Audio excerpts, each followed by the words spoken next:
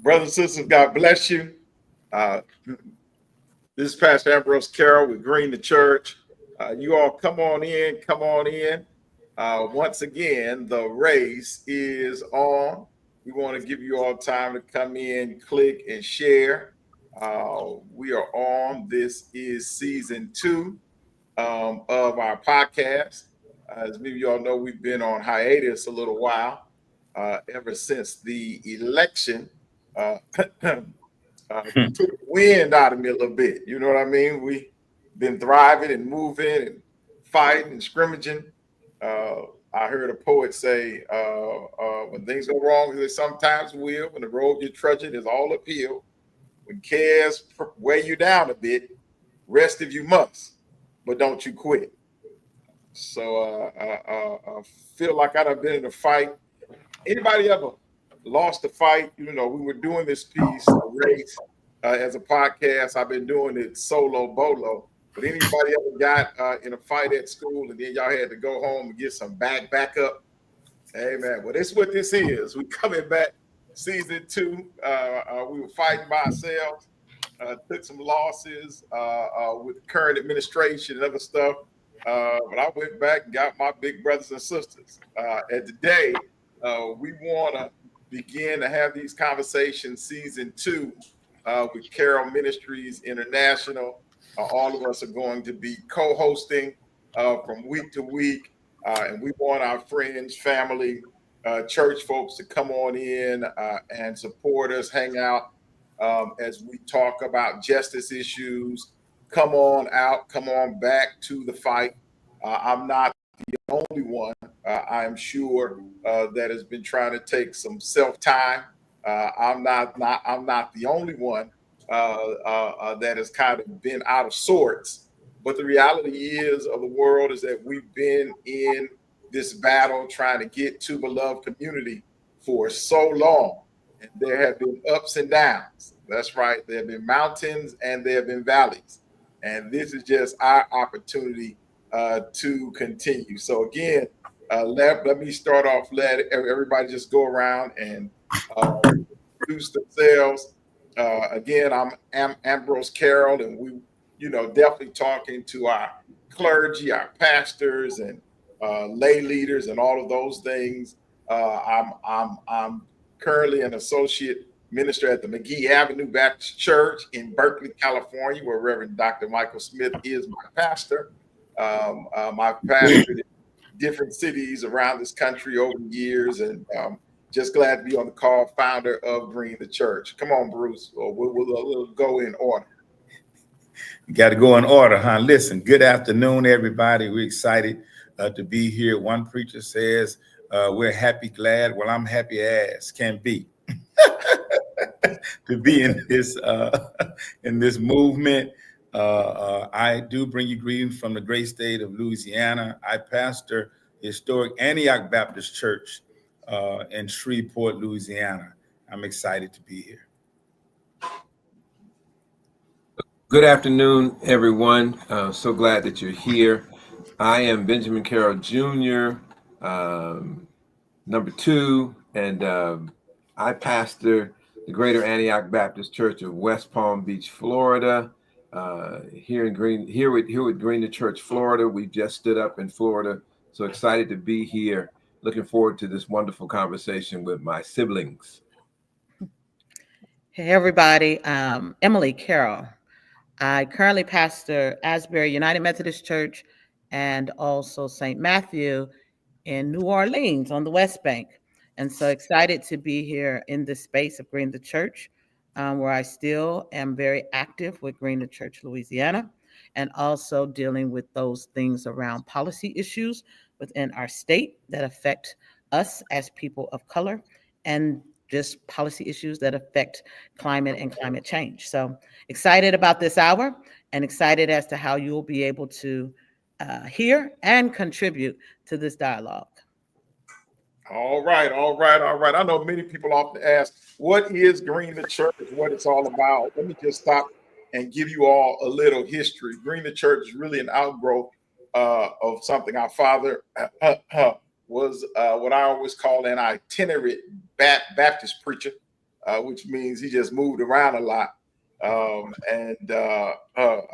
After his passing, my mom, I always say she was an elementary school teacher here in Oakland, put 6 kids through college and graduate school. Come on, somebody say amen.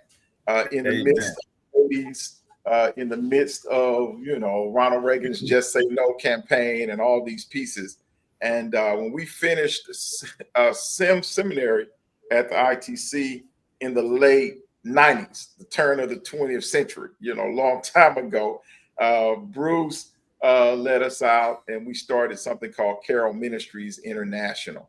And we really just wanted to center family, did a whole lot of stuff around family reunions, a lot of Christian education, revivals, again, just, staying attuned to the tenets of the church and of faith and growth and movement.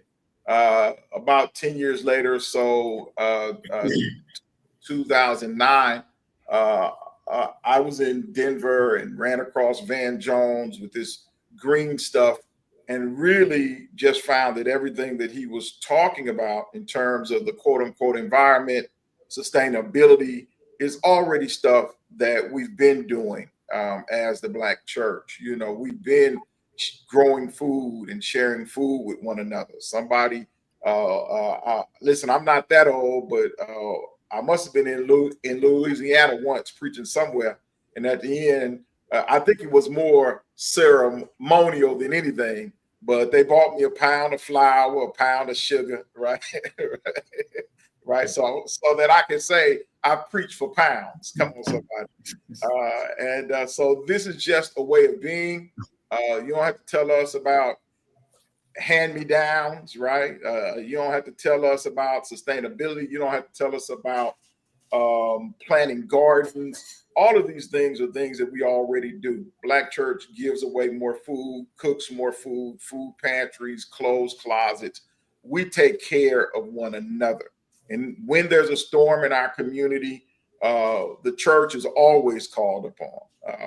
The church always sends food and water to places and spaces. And so for us, we just wanted to let, majority culture and everybody in this quote unquote green space know the power of the Black church. And so we really set out in order to tell the story of what pastors and clergy are doing all around this country already.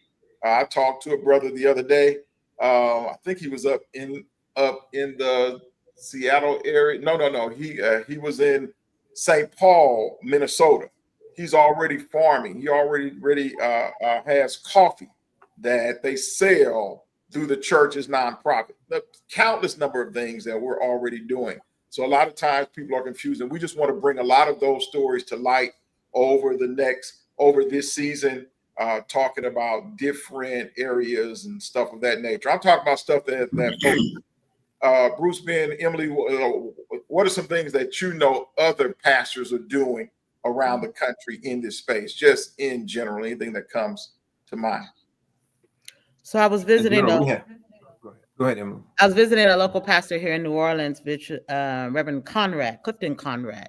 And so he was talking about a project where they've gotten solar panels in their community, and how it took a couple of years, but to actually go and walk the space with him and to visit the grounds and to see where the panels are and how they are a part of community, and how they're able to not only lower his electric bill. It was pretty awesome for him to pull out his cell phone and for him to show me exactly where the usage was in the space. He was like, let me show you, let me show you. So he was really, really excited to pull his cell phone out and be able to see, and then also just talk about this dynamic of what the difference in his utility bills and how it's a blessing to the community. Now, he also talked about the difficulties of getting it and how it took some swaying of community and some encouragement from the parishioners. It was work, but now he's able to celebrate, and everybody sees the light and the benefit of sustainable practices of these, in essence, non-fossil fuel ways of getting energy. So that was pretty cool to talk with Reverend Conrad over at the Cornerstone United Methodist Church in New Orleans. That's what's up. Ben, you were saying? Yeah. No, I was saying there's an Ebenezer Baptist Church in Boca Raton, right off the main thoroughfare, Glades Road in Boca Raton, that has a community garden right there. Of course, Boca Raton being one of the wealthiest towns in Palm Beach County and perhaps even in the world. But there on the thoroughfare, Ebenezer Baptist Church sponsors and hosts a garden there, a community garden, because the community is a mixed garden. And so to make that discovery in that neighborhood, because the need is still great. So that's one church that I can think of right off the top of my head.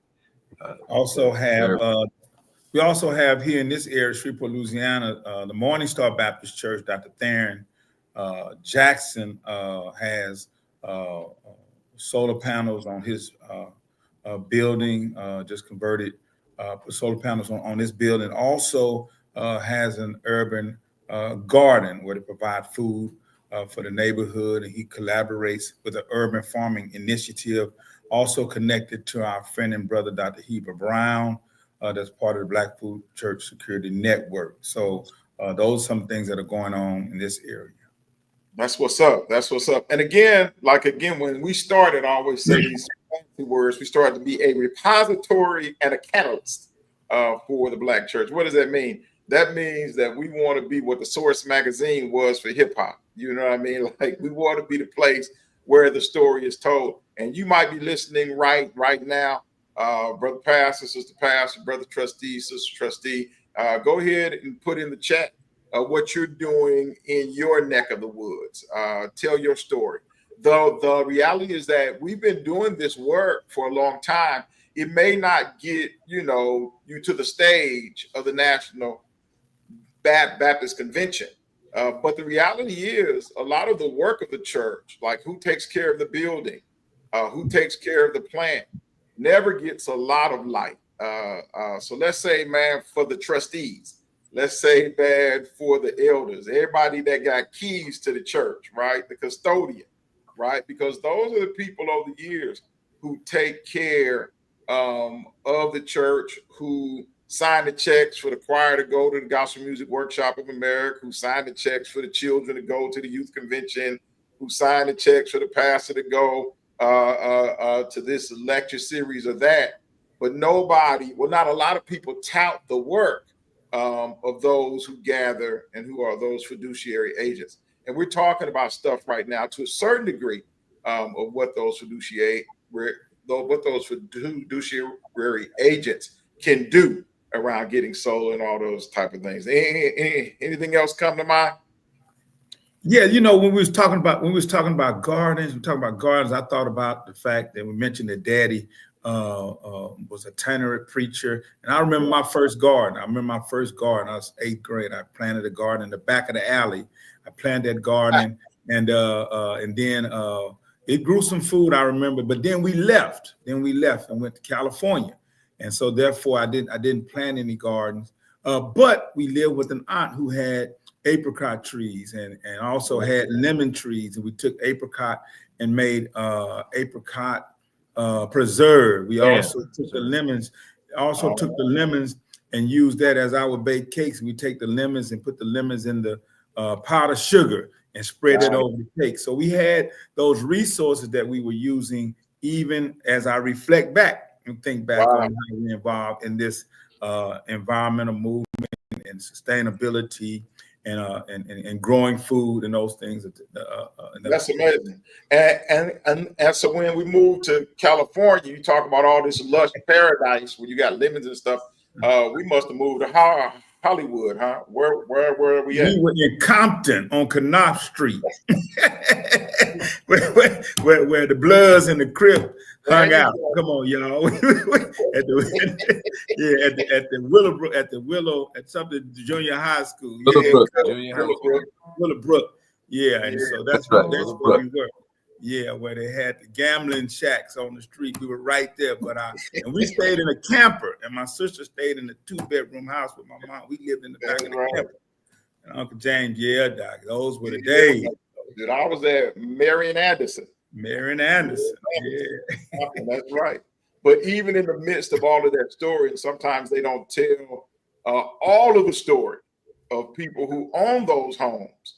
Right. And who took care of those homes and those gardens. And Aunt Willie might have worked for white folk, but even when she worked for white folk and made that monkey bread and had all the recipes and a lot of stuff from the earth, and a lot of knowledge and a lot of indigenous knowledge that our people had then and still have, and we're going to try to remember and lift it so we can have it some more.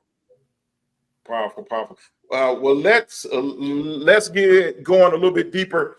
This piece we call the race because we wanted to, I guess, kind of highlight what for us are some of our values.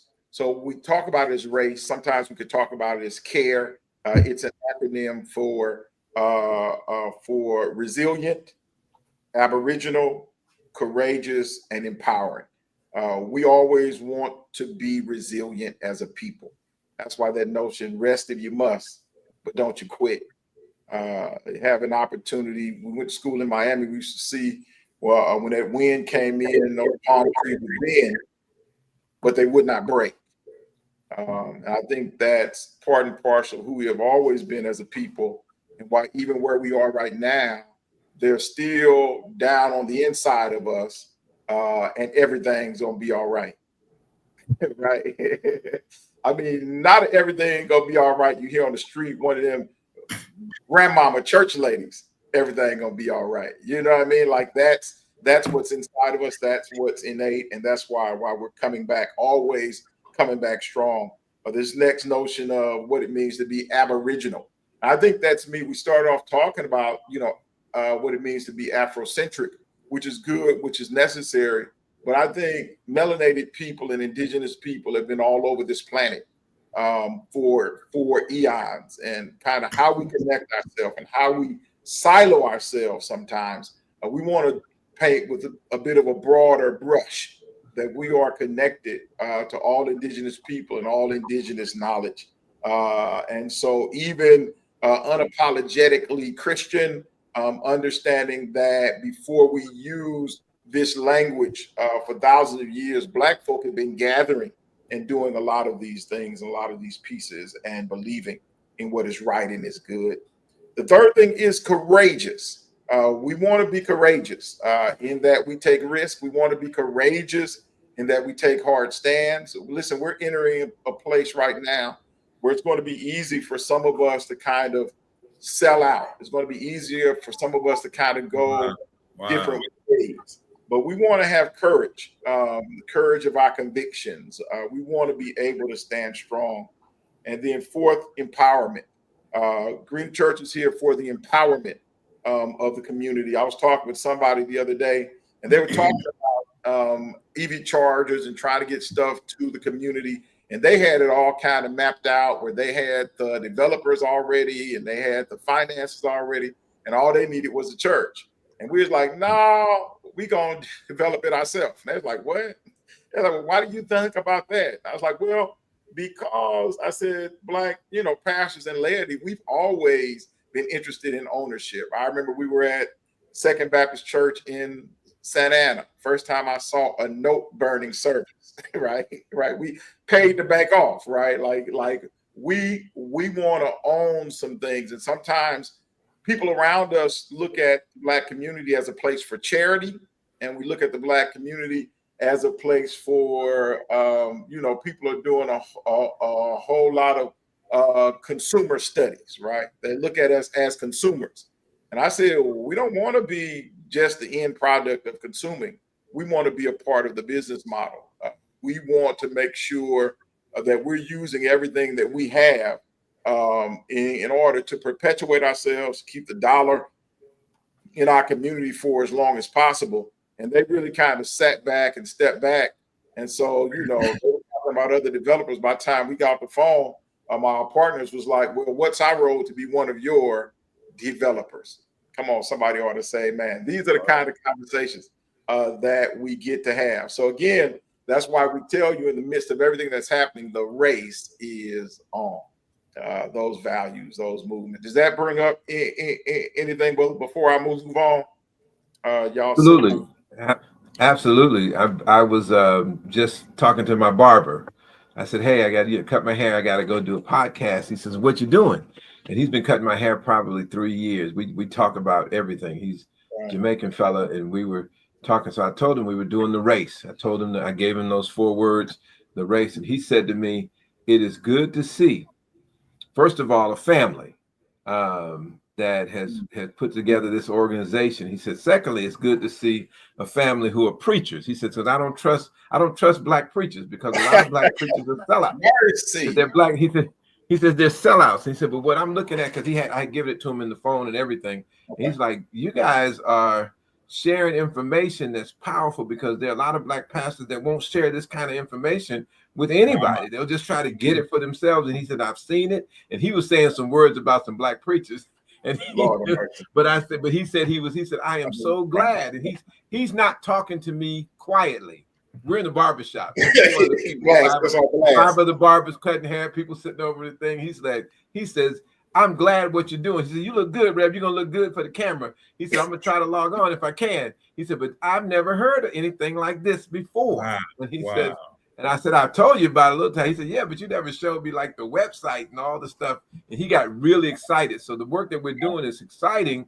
It's also refreshing to know that there is a paradigm shift, and all black preachers are not chicken eating pimps kind of thing. That black preachers do care about communities and care enough not to sell, right? Not to care enough not to sell out the community, right?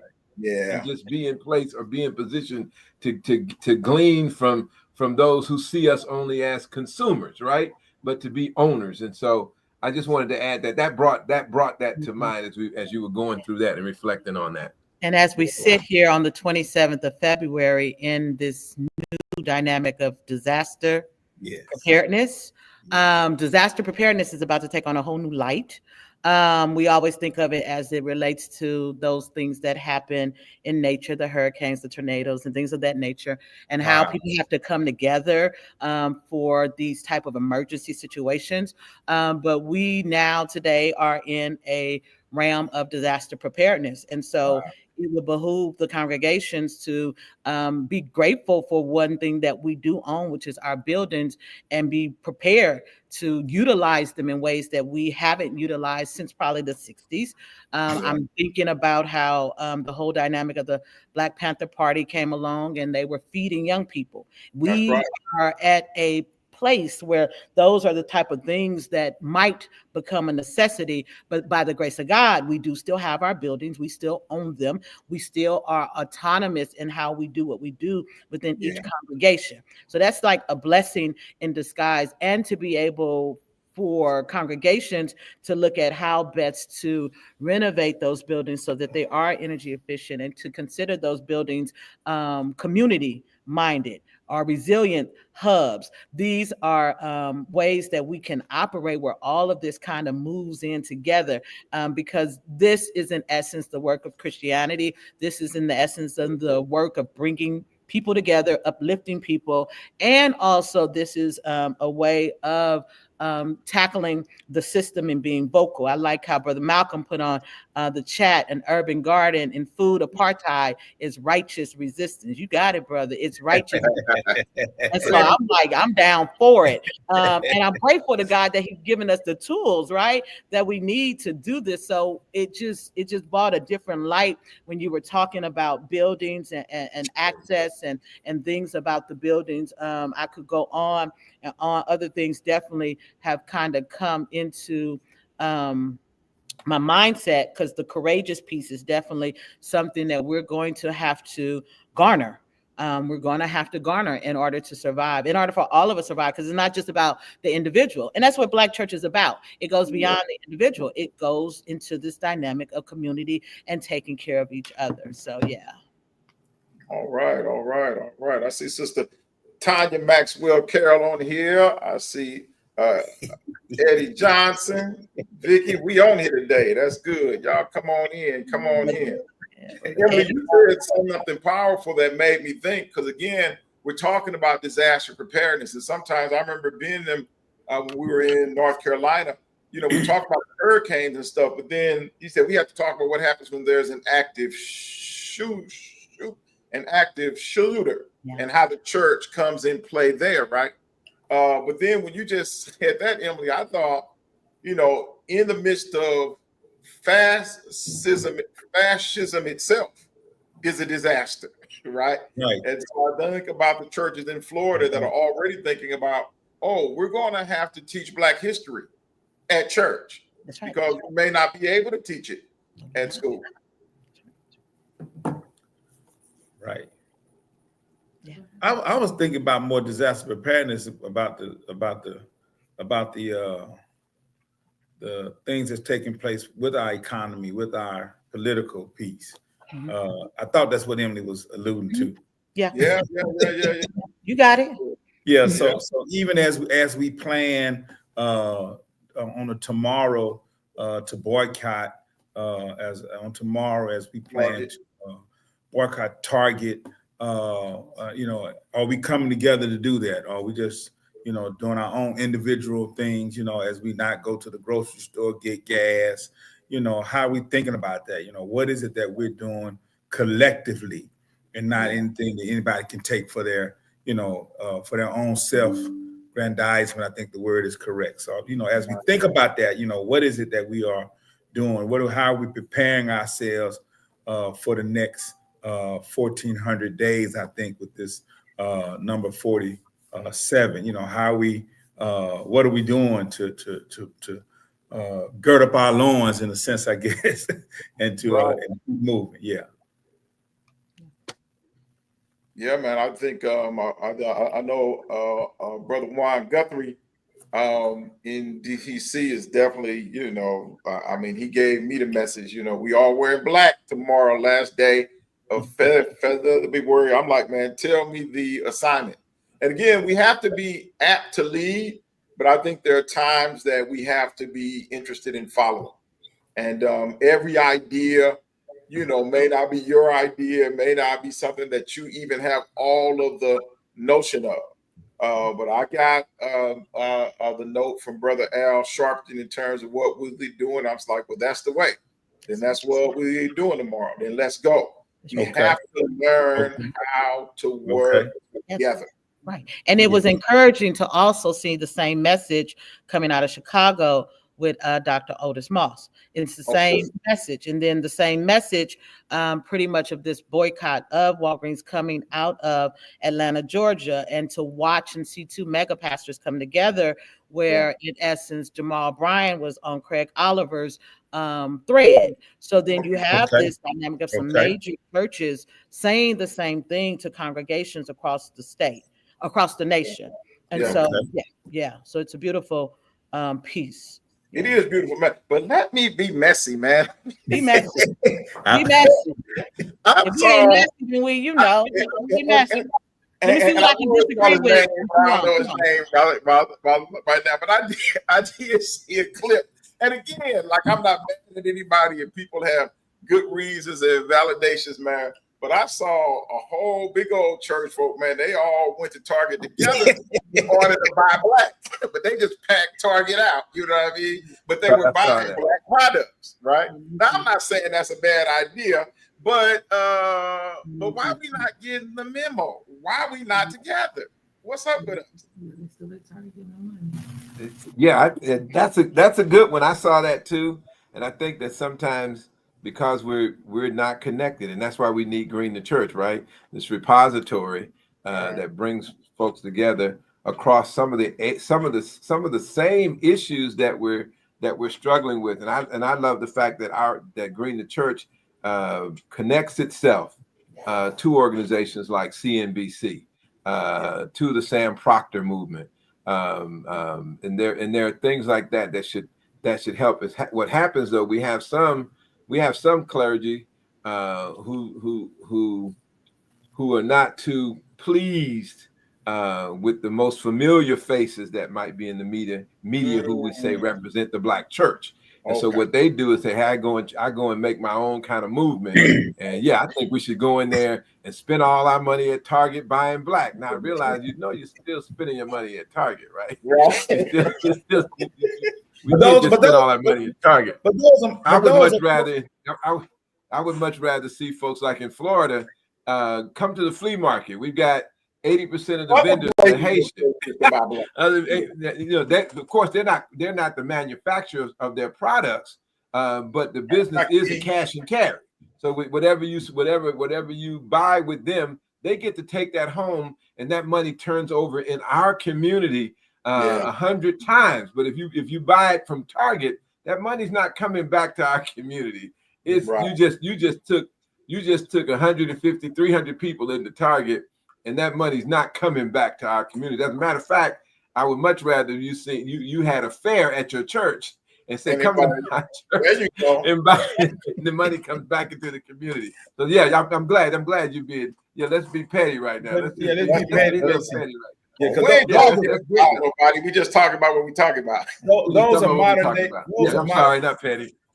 Those are modern day prophets. They're saying this is the way that God is saying doing. Somebody else said, no, this is the way. Which is the way?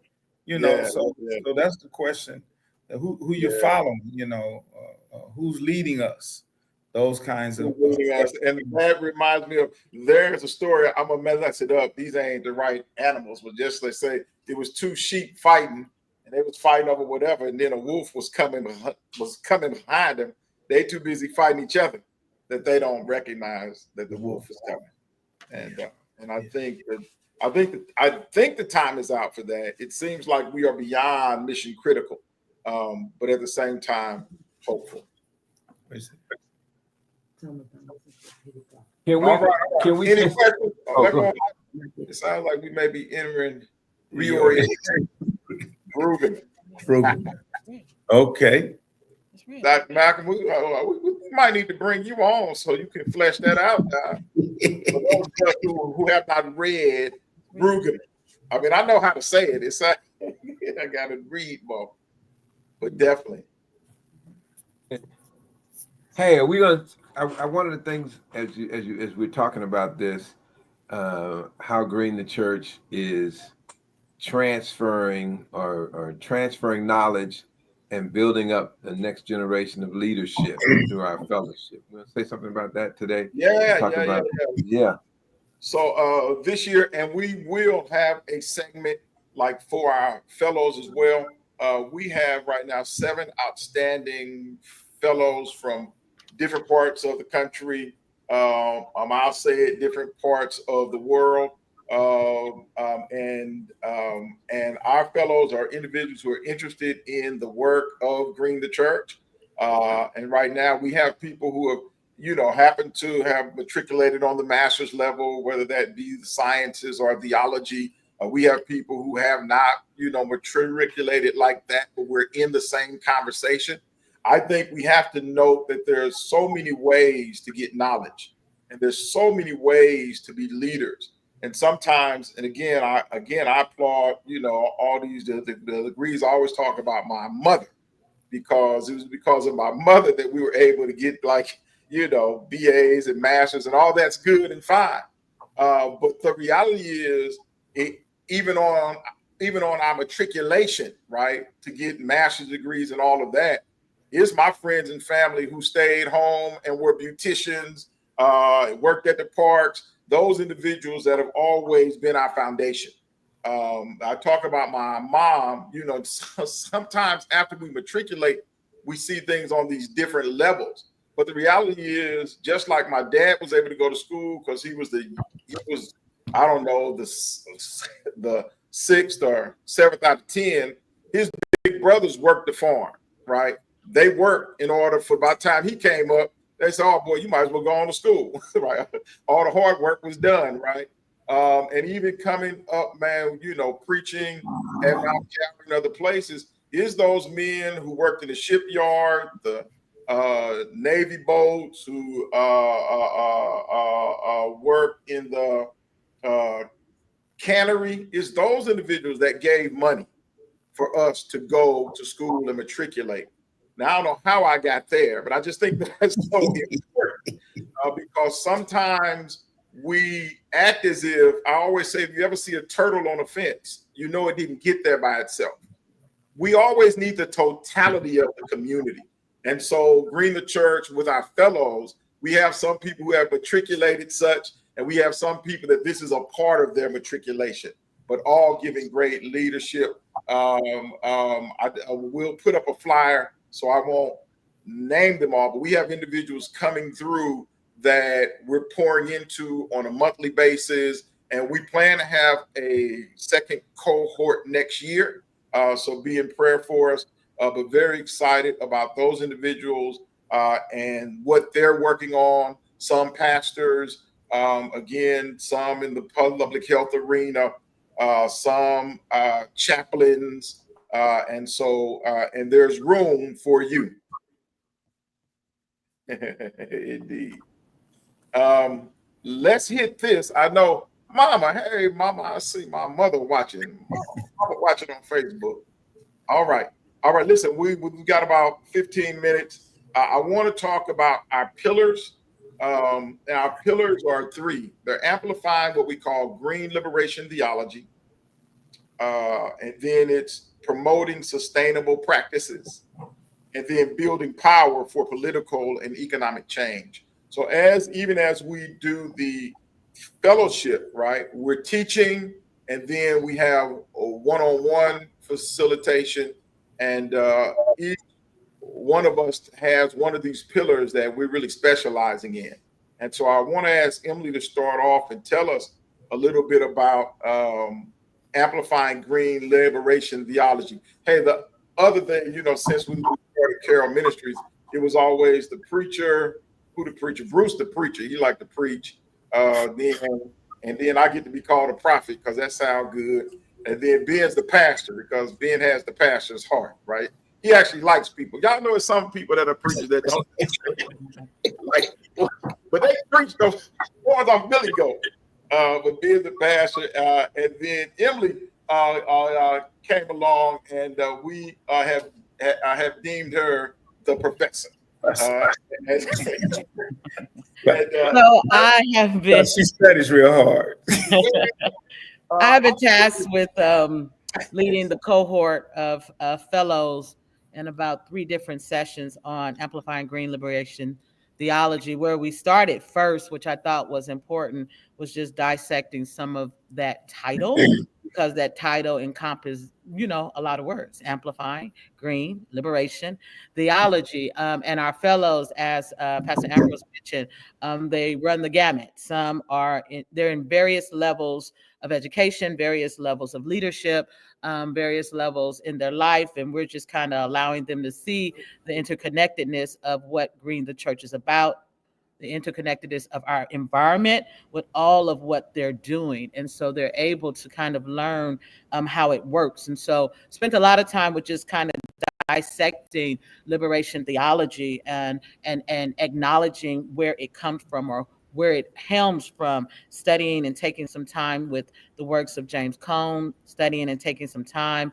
with the works of Gustavo Gutierrez, who dealt with abject poverty in South America, really kind of delving this dynamic of theology and how people view God and understanding God in our work. And we started there, and then we're going to also go into some biblical passages that could be used as an individual presents and or preaches as it relates to creation care and justice perspective. I mean, I put in the chat, someone asked, where do you find in the Bible examples of being revolutionary or resistance? And I don't exactly remember how he phrased it, but whatever the case may be, it really just depends on how you read the Bible, because it's right there in black and white. Jesus himself was a revolutionary. Jesus himself was one who was all about justice for those who are marginalized. Jesus was the one that said, hey, y'all up in the synagogue doing what y'all doing according to these laws, as far as trying to quote unquote keep Hebraic laws as such, and you're discounting the people who are needing to be blessed. And so just kind of looking at that lens from a justice perspective, and all of this ties into amplifying green liberation theology. So we also are going to spend some time with the text utilizing the Green Bible, and just kind of ways to acknowledge everything from the land, everything from those things that are made by God, and then breaking down scripture, how you can use scripture to make sure that your message also encompass a message of acknowledging that God is not only concerned about man, God is also concerned about the land. So that's green liberation theology, and we are excited to continue with that for the next 2 weeks, I believe, 2 sessions, so the next 2 months. All right, all right. These fellows, I think Ryan, yeah, man, these are our fellow beautiful group. Uh, People working real hard for the Lord. This is our first cohort, and they've been doing a wonderful job working on their own projects. And we want to make sure that we're platforming them. On March 1st, Minister Yanni Peters has a kind of meditation piece called Walk with Yanni, and we're going to partner with her on the 1st. Everybody in the Oakland area, I think we're going to be up at Joaquin Miller Park, and we're going to do a trail walk, and we're going to end that in meditation, prayer, scripture. Y'all come on out. It's time to get out in nature. Spring is in the air, right? Amen. So those are our fellows. The other piece of our pillar that we're doing with our fellows, that we just do with Green the Church in general, is promoting sustainable practices. Bruce, come on and talk to us about what that looks like, what some of these sustainable practices are, and all those pieces. Well, yes, thank you. Well, basically, I kind of help and lead in the area of churches that are going to be putting solar, that want to put solar panel, EV charging stations as well. But also, we start out with the basic in terms of engaging churches and congregations to plant their own food, to grow their own food. And we collaborate, of course, I said earlier, on a national level with Dr. Heber Brown, but also in this city, we touch bases with Shreveport Green, also Urban Farm Initiative, the group is called. And so we have those conversations, celebrate Earth Day.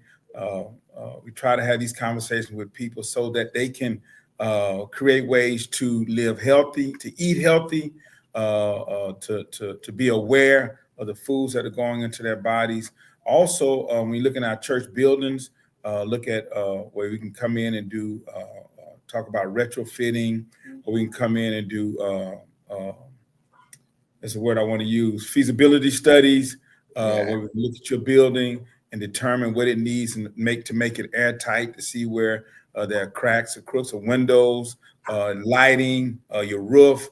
We have these conversations with you to educate you, and then also to help find resources to rectify whatever issue that might be going on in your church. And we have GTC Red, which is our LLC, that also helps to have conversation, and people who are trained in the area of electrification, who are trained in the area of supplying these solar panels, EV chargers. Talk about ways where churches can not only just save money, but also can make money, can have streams of income that can provide income for the future and to sustain your church and church properties. Thank you, man. Yeah, definitely, man. I thought when you were talking, man, I thought about Mance Jackson. We ought to have a Mance Jackson award. No, not Christian education, church administration. Church administration, right? Wow. Like these are really church administration pieces. And a lot of times people are like, what is all the green to church stuff? Listen, y'all got to build in the building efficiency, the feasibility studies. This is everything that your trustees are doing anyway, or trying to do, sometimes doing on their own pieces that we can help with. Yeah. And then the third piece is around building power for political and economic change. Ooh, don't that sound good? We building power. Come on, Ben, talk to us about. But that's a heavy conversation. Building power for political and economic change.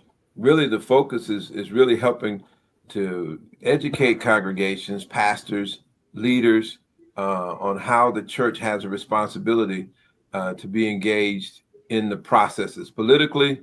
We did a course with our fellows where we had a chance to just begin with definitions. Let's just talk about definitions first to make sure we all understand what's happening. And someone said, well, there's a separation between the church and the state. Listen, beloved, don't believe that lie. We're interconnected. We're there, and we should be involved, and we should understand policy. We should understand laws and rules. And that's why a lot of folks got twisted over this last election, because they didn't really understand politics, right? If you really don't understand politics, politics is not the black preacher just arguing and mad. Politics is an intelligent understanding of how political processes work, understanding the Senate, which means you don't have a problem approaching senators, congressional personalities, knowing when their meetings are taking place, having someone in your church that informs your congregation and keeps you engaged. We talked about economics, and what does that mean? There are resources that are available, and we should have a voice. We have an impact on the gross national product. We have an impact on the gross domestic product, and not just here in our country, but across the world. You see what's happening in our country. You see the moves that are being made by our president. But if you understand it, you're not so frighted and or afraid, and you understand, because even with the gold card that our president is introducing now, our minds have to start thinking. Either who's going to be doing the investing, and how are we going to be engaged in this process? To dismiss ourselves from this process is absolute suicide. And so one of the things that we do, it's a disaster to stick our heads in the sand and act like we don't know what's going on. No, we need to know what's going on. We've been in too many meetings in our commission meetings, county commission meetings, where people we just arguing. We just arguing, and we're coming in after decisions have already been made, and we're fussing about things that are happening, projects that are going on in our communities, regentrification that's happening, but we're fussing about meetings that happened years ago. Someone said, if you want to keep someone ignorant, put it in a book. Put the information in a book, put it in a newspaper, and folks will just stay ignorant because they won't read it. We won't go to the library anymore, and we're on social media, but we're only watching TikTok. I'm just saying what I'm saying. And we're losing our battle and an opportunity to advance. So this particular area of what Green the Church does is helps facilitate a better understanding, a working knowledge, and practical steps as to how we can build power for political and economic change. Wow, that's in a nutshell. That's a lot. Yeah. Thank you, man. Yeah, man. We can help introduce you to your congressperson, to your senator, and no matter how big or small your church is, you have power. You have power, and you have a voice. And when you show up, listen, brother pastor, sister pastor. I've been in a lot of meetings with people in the community. There are a lot of good community groups. The difference is a lot of those groups don't have place and space. It doesn't matter if it's a storefront or a cathedral. You have an address and you pay taxes in a certain location. And when you walk in as the man and woman of God, they will hear you. And we want to help make sure that you know how to talk about environmental justice, that you know what's going on in terms of air quality and toxicity in your area, because you may think that more people are dying in your area of gun violence, but you may do more funerals around cancer.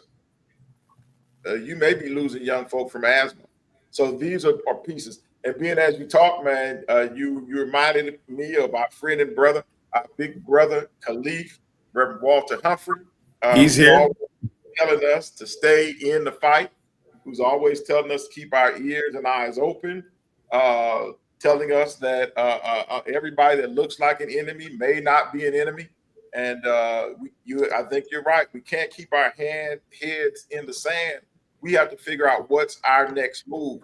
And one thing that I got a call from Curtis Robinson the other day. I think it was powerful.